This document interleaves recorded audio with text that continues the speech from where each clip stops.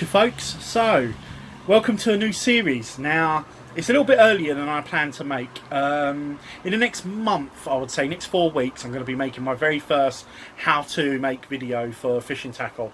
I've been saying it for a long time and I wanted to get everything right, everything planned, so I can actually show you how to make items to tackle in an easy way, because I'm a beginner myself, as I speak about in this little 20-minute video that's coming up. Basically, I've been getting loads of comments of people asking me, do I sell the floats? Am I going to sell the floats? How long have I been doing it? Can I do this? Can I do that? What do you use? So on and so forth. So I thought I'd do a little room tour, a little workstation tour of all the bits and pieces I've collected over the last year or so, to put together to be able to not only make these videos but to carry on and actually go proper into this new hobby of mine. I say new, I've been doing it for about a year, experimenting and making prototypes into this new hobby of mine that I absolutely love. It's fantastic, and hopefully it'll come across in the videos, future videos, when you'll see that. But I hope you enjoy it. I have got lots of fishing videos on the way as well. I'm going to be doing lots of lure fishing in the next couple of weeks, so watch out for those. But thanks for in advance. Don't forget to please comment, like, share, subscribe, all those good things. I've got a Facebook page. Get onto the London Predator Angler Facebook page. Leave comments. I'm always updating on there.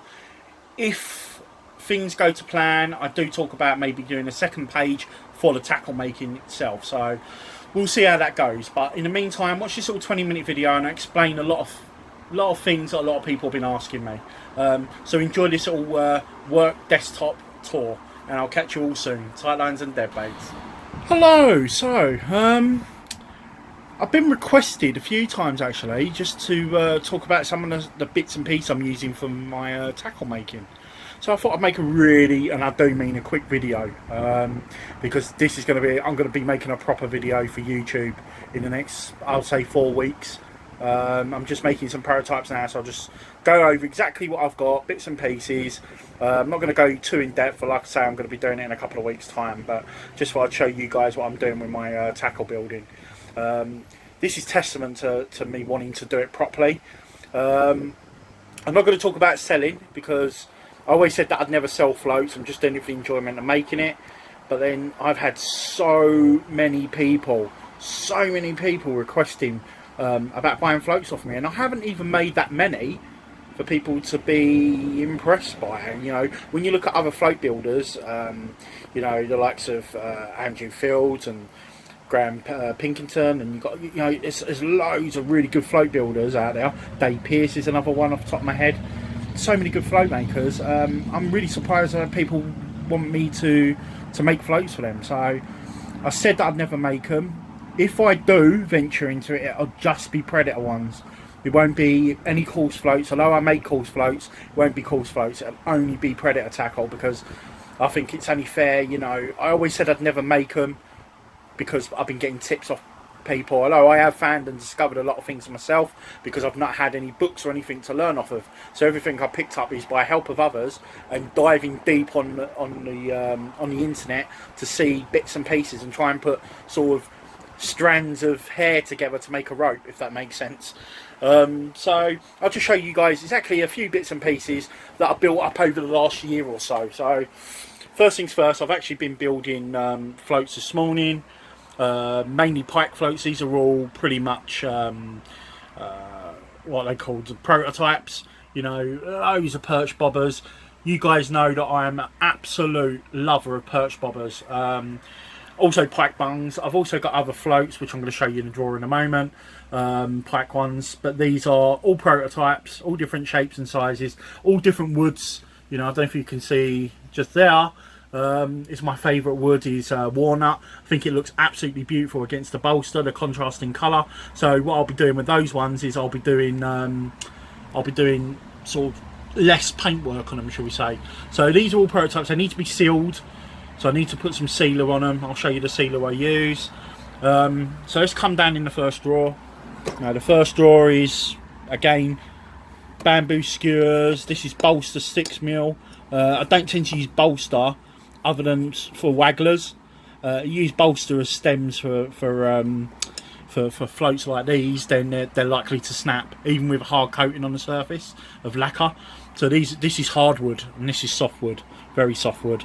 I've got some pike prototype deadbait floats. I've also made some smaller versions, Xander versions. So yeah, you know, got various bits of bolster in there, thick ones for making pike deadbait pencils. In this drawer here, it's got a bit of everything. Excuse me. Sorry. Sorry about the sneezing. I've been turning bodies this morning. So in here I've got things like safety pins. So I've got a box of safety pins. All different sizes. There we go. That's for making eyes on the bottom. I've got some paints, inks, things for mixing up epoxy resin. I've got I've got some big scissors there, as you can see. You know, various different types of paint pens for writing on the floats. I've got some pins here. These pins here, these are for going into pike things, so I can hang a swivel on the end. Various tools, stand knife blades, drill heads, that kind of thing. The bottom one is sandpaper. So in the bottom now I've got loads of sandpaper. What I do is I cut the sandpaper into strips and I'll put it into a little cup there, and then I can just take them as I need them. I do various different types of grades of sandpaper I like to use. Again, I'll talk about those in videos. I've also got small round sandpaper that goes on a clip, and the clip goes onto my lathe, so I can I've got a little mini sander. I've got calipers in here. I've got a chamfering tool. I've got little cups underneath there. There are little cups for mixing epoxy resin and paints. Under the desk I've got some more paint and glue. I've got some floats already made, like prototypes. Underneath here is my epoxy. I've got epoxy and I've got some lacquers and stuff like that. Sander sealer, that's the sealer I'll be sealing them floats with. These all tubs here are absolutely beautiful. There's a guy on YouTube, Adam Rayner. He does the Angler's Mail for YouTube, where to go fishing in the south of England. And I watched one of his videos, and he uses those as float tubes. And I think they're very traditional looking. They actually hold whiskey. There's no whiskey in them. It's just the tubes, but they're made of leather. They're absolutely beautiful, absolutely stunning. So I bought these second hand on eBay really cheaply. And they make fantastic float tubes, and they're so traditional looking. So I'll be using those for when I do my traditional type of fishing, because sometimes I like to, you know, I've got plans to do some sort of traditional style fishing with the floats that I'm making. So look out for that one. In these tubs here are various stem sizes and thicknesses of diameter, 5mm, 6mm, so on and so forth. Different materials. Also I've got things like porcupine quills. I've also got some plastic tubing, so if I want to make like these ones here, inline pike floats. That's an inline pike float, as you can see. That's 6mm diameter, so if I wanted to make inline pike floats. This thing here is pretty cool. Don't know if you guys have seen it on my desk. This is for rod building, actually. I bought this from Guides and Blanks. Guides and Blank is where I get all my thread, which I'll show you in a moment. But yeah, this is where I get this is for rod building. So you've got these little things there. They go into the little slots, and you can turn a rod on now. Now, what I've been doing with some of my own personal rods is I've actually been trying to think about sort of putting my own personalisation on them. I'm actually going to have some pike rods made up pretty soon. My own personalised custom pike rods from Free Spirit. The tackle box are going to be making them for me. So, but I'm also going to probably talk to, I don't know if you guys know the Scouse Angler. Not the Scouse Angler, sorry. Not the Scouse Angler, I apologise for that. Sorry, Jordan. The Handmade Fisherman. Really nice fella. Really nice fella. He's got a YouTube channel. Go and watch his YouTube channel. He's going to possibly make me some Harrison pike rods. So what I'll probably end up getting him to do is some heavy Harrison pike rods for me. Not ultra heavy. Ones that are probably about 3¼ to 3.5 pounds, so I can chuck out a really big dead bait quite long distance. And then I'm going to get the 3 Spirit ones made up by the tackle box for me to fish. They're going to be about 10 foot long, and they're going to be about 2.5 pound test curve rods, and I'll use those primarily for my close in and sort of 70% of most of my pike fishing, dead baiting and live baiting.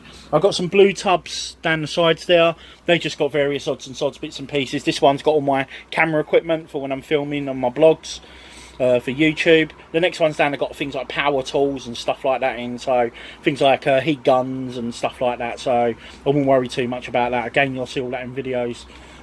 This little tool here, this is for when it's a bit dusty. It's a big magnifying glass, it sits upright, and I use this for when I'm using my threads. So when I'm tying my threads, so putting threads around a float, do you know when you, let me show you one, it might be easier. Boom. See if I can find one. Well, that's a bad example, but if you look there, it's all finished and varnished, but you can see the black is all thread. You can make them look a lot better than that, and I have on other floats, but this is the one to hand. And that's the threads that you put around the float. So that's pretty much that's basically what that's for, so I can actually see, because I've got really poor eyesight. Also, that table thing that I showed you, I can do longer floats, so 10-inch floats for instance, I could use that to turn the floats and the threads at the same time. So that's another reason why I got that, not just for pissing about with writing stuff on rods and stuff like that. So I've got a wet dryer hoover down there I bought the other day. That's for hoovering up any sawdust, a mess that I make when I'm turning the floats.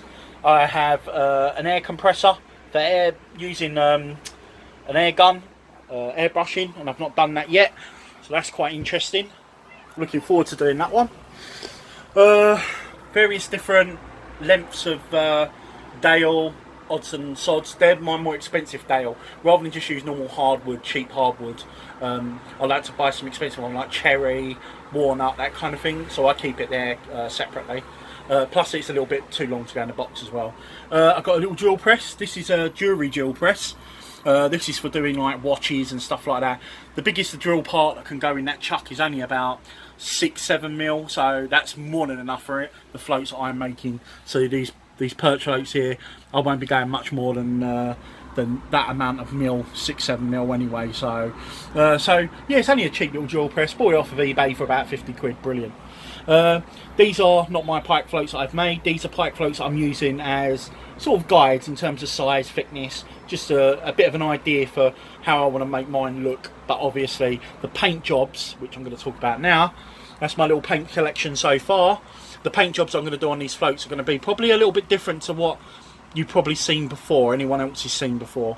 The only person I know that's doing something remotely similar, who's obviously done it before I have, it's only an idea, he's a guy called Mark Harrington.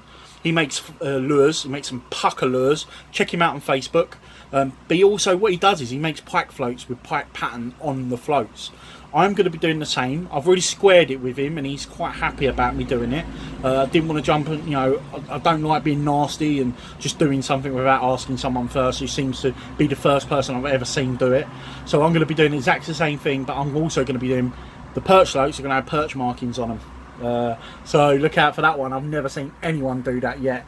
So I'm hoping no one will copy the idea until I've actually produced the first one. If people do, they do. I don't care if they copy it. It's just I'd like to produce the first one. So yeah, I've got airbrushing paints just there, various different colours. I've got some Crafter Art Deco, really cheap. I think they're about £2 a tube, something like that. But yeah, I've got some Americana on its way as well, which is from the same company, and they got more predominant colours and really nice colours. These are Revel Aqua Colour. This was recommended by a guy called Graham Pinkington, who I've already mentioned on the video. He uses these paints, absolutely pucker. Really nice colour pigment and everything. The only problem with these paint colours are they're, how can I put it? They're 50% of them are a bit shit, because they come blobbed up and all that sort of stuff. But he gave me a couple of pointers to hopefully make sure they're not as blobbed up. Apart from that, there's only a couple of more bits and pieces to see. Sorry, I've got an open window. I live right next to a main road. Percy on the windowsill, Percy the pike. That's what I named him, Percy. Was on was on the wall behind me, but unfortunately my love of Jaws is taken over. Sorry about the mess on. There's a load of mess on top of my fish tank which I need to clean and sort out. And then yeah, apart from the lathe, which is just here, that's a really nice lathe. I've just thrown my old one out, it's falling to pieces. This lathe here is a godsend, and what's also good about this, you can paint on this lathe, so you can turn right down, so it's going really slow, and you can hold a steady hand or use a particular method which I'll show you in future videos. You can actually paint rings on that one. What I'm most proud about is my thread collection. I've actually built up this thread collection. Thread is not cheap, especially if you get good quality thread. Like I say, you know, I've built it up. I've got loads of Fuji type threads, just there, different colours. I've got Metallica type colours. This is all for rod building, but you can use these exactly the same for float making. I've got some reds and blues. I've got some really nice orange, is really nice. Brown. Got nice browns. These are really nice. These are called Gutterman threads. Absolutely beautiful colours, as you can see, especially the electric blues and the greens and reds. I'm just captured more. It's like lure fishing. I'm captured by the colour of the threads. Look at the colours. Look at that yellow, so vibrant, and the greens. I can't wait to use these. So basically, what I have been doing is building up all my collection of stuff.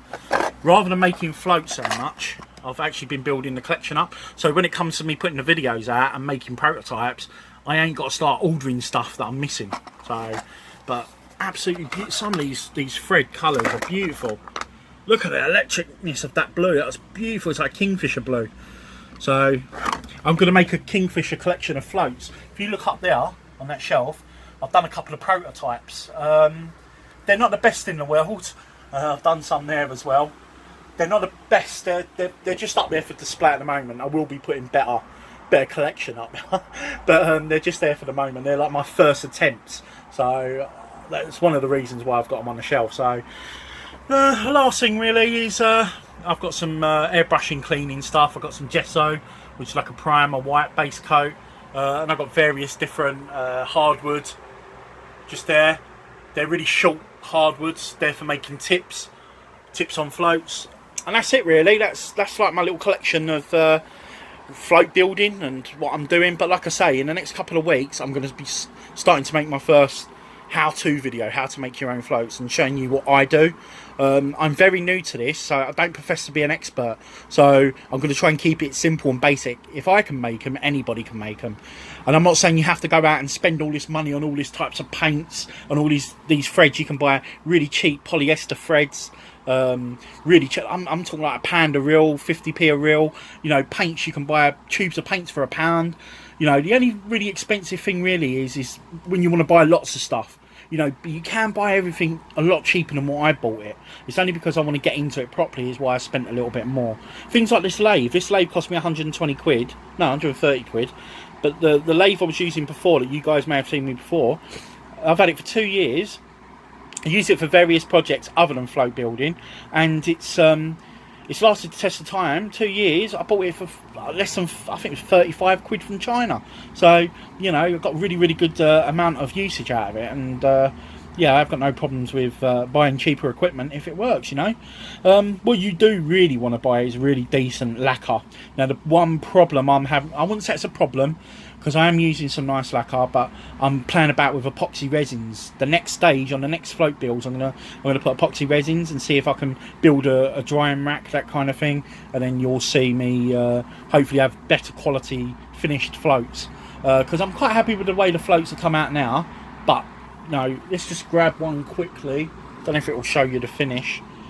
No, the finish is actually quite nice. Don't get me wrong.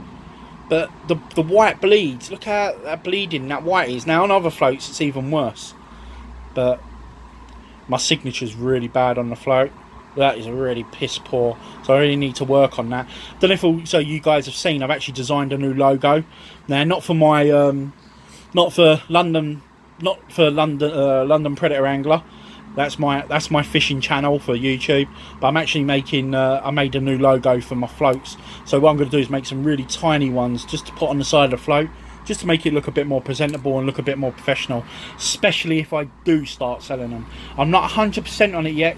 So anybody who watches this video, I hope you know you're not going to keep hounding and pestering me just yet, because I'm still learning the trade. I'm still learning. So, you know, we'll see how it goes. But thanks for watching. It is a long video. It's nearly 20 minutes long, but I just wanted to show, because I've had a lot of people asking me already, what do you use, what have you got, so on. So I thought that's what I would do, just show you bits and pieces. Anyway, thanks for watching. I won't say Tightlines and Deadbaits, I'll save that for my main fishing channel. But keep an eye out. I will be making videos on, like I say, how to make bits and pieces, floats and stuff. And yeah, I'm really enjoying the hobby. It's a really good hobby to get into. It's very self-satisfying. I caught, just before I'll go, I'll show you the float I actually caught my PB perch on, which is this one here, very cheap and basic. This is a very original colour. This is what pretty much a similar one I had when I was younger, and this is what I caught. If you go and watch my video on YouTube called it's Charlie's Lake, perch fishing at Charlie's Lake, and this is what I caught the PB perch on. It's a bit dirty, it needs a bit of cleaning, but yeah, very pleased with that. Very pleased with this is one of the very first floats I made as well, so very pleased how that came out. Bolster body and hardwood stem. Literally cost me peanuts to make. Like I say, use very cheap polyester threads and cheap paints and that. So this is before I had all this stuff. So this is one of the first floats I made. That's why I wanted to catch my first PB on it. You can see there it's actually even chipped. So no, I'm very pleased. So yeah, thanks for watching, guys, like I say, and keep an eye out, and there'll be more updates on maybe even starting up a new Facebook page for my float making as well. So keep an eye out. Thanks for watching. Take care. Enjoy your afternoon, and also happy fishing day.